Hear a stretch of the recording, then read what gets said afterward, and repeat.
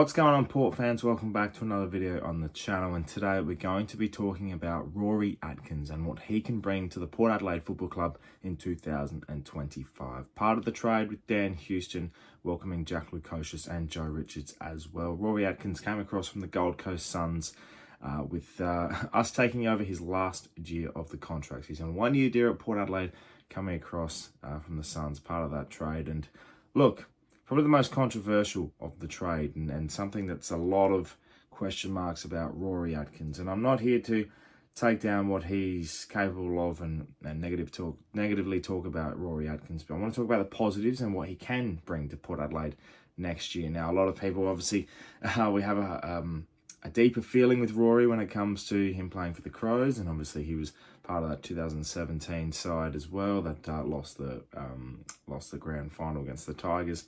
So he has some history with Port, and it's quite funny that he does join Port Adelaide, and we see him, and he's just a regular 30-year-old bloke joining the club. And I think at the end of the day, with this trade, depth is a thing that we're looking at, and a revamped list is occurring. And yeah, whilst we may question the list management, we've got to trust in their instincts, and they've been pretty good to us so far. So let's get straight into it. Let's talk about what Rory Atkins can bring to Port Adelaide in 2025. A bit about Rory. Obviously played for the Adelaide Crows and the Gold Coast Suns. He's come across this year. He's played 138 games, 101 were with the Crows and 37 with the Suns. He's kicked 52 goals. He's a left footer.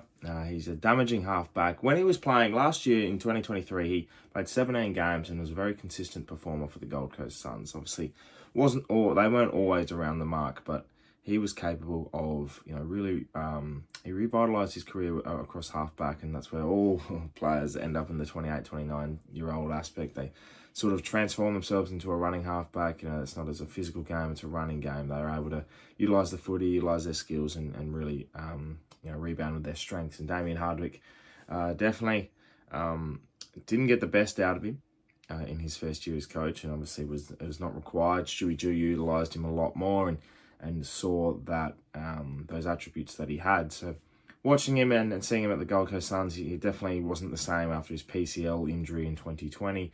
He was in and out of the side. He was just inconsistent, and it was unfortunate for him. And I guess now this is his sort of twilight years in the AFL, going to utilise his last contract back in South Australia at home. And we'll see what he can bring, because for me, when I first saw this, I was like, really? Rory Atkins? But then I thought, all right, instead of looking at this at face value and thinking, this is not going to be good, this is going to be worthless, I'm going to look into and see what he can do. And mentioning the halfback attributes that he has, he's not going to be a Dan Houston replacement. I'm going to sit here and say that now. He's nowhere near a Dan Houston replacement, or even in the calibre. He's not in the conversation with Dan Houston. But I look at it and I go, leadership, an ageing aspect. The SANFL, definitely there's been an emphasis on the SANFL recruitment and acknowledging, the club, I think internally is like, we can't have a wooden spoon again in the SANFL. If we're going to be sticking with, the Magpies and being in the sandful for however long before the AFL finally say, hey, look, we're going to have a reserves comp, we've got to pull something out and make sure that we are, having a very attacking, very, proactive approach with the Magpies and making sure that this doesn't happen again. We want to strengthen that, and I think Rory Atkins was the bargaining offer in that trade. It was the best trade possible. I've been mentioning that multiple times, both from sources and also net value in the end. It's a stupid trade, but you got to accept it now. But Rory Atkins coming into the side provides depth for the sample. He's obviously got an opportunity where he can break into, if you look at experience, you're going to be like, all right, well, there's injuries, or there's something that just doesn't sit right here, or youngsters are not performing. You're going to look at Rory Atkins, and he's going to be consistent enough, and the Sandful is a perfect opportunity for him to do that. I think it'll really help our stocks there with depth as well. Halfbacks are pretty easy to come by, but Rory has experience up the ground on the wing and at half forward as well, so not to say he won't be used there, but there's an opportunity there for him as well. And I think overall, that's the prominent factor with with Rory Atkins is he's going to be that depth player that strengthens the Magpies, that we utilise him for his leadership.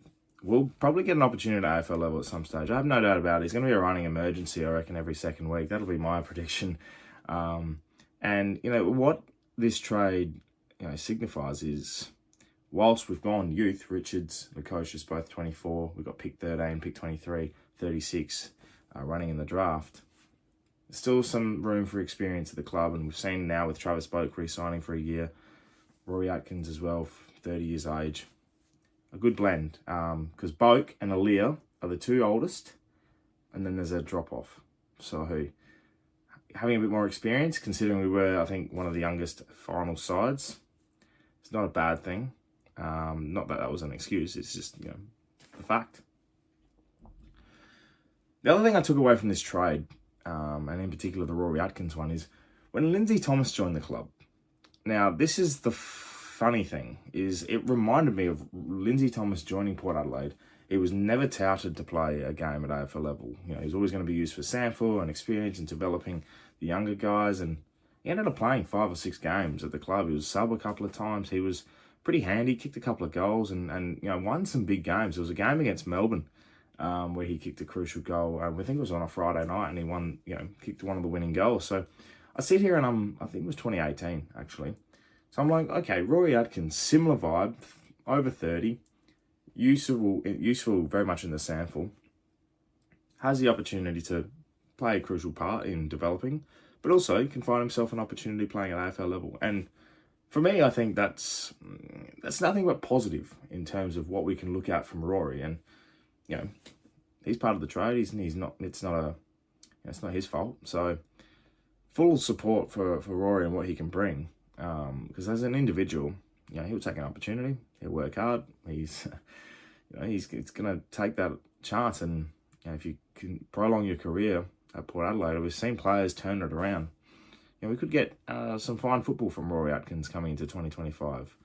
Well, we'll wait and see though, because who knows. Thank you very much for watching, everyone. Let me know in the comments below your thoughts about Rory Atkins and what he can bring to the side in 2025. Fascinating to see. I reckon he's the biggest question mark is Rory Atkins in terms of what he can put as his input and the output. Input versus output, very different thing. What he'll put in may be very different for what eventuates coming out. So we'll see.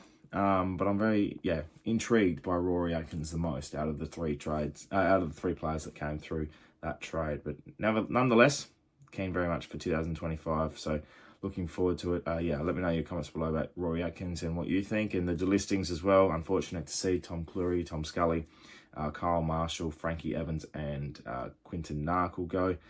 Such a shame. But whilst they were depth players and got regular opportunities, I think we got the most out of what we could have. Tom Scully was a bit of a question mark for me. Tom Cleary obviously got his contract paid out and seeking opportunities. So very intriguing. But overall, new players come in. We'll see what happens in 2025. Thank you so much for watching. Make sure you subscribe to the channel if you're new for plenty more Port Adelaide and AFL content to come your way. My name's Anthony, and as always, count the pair.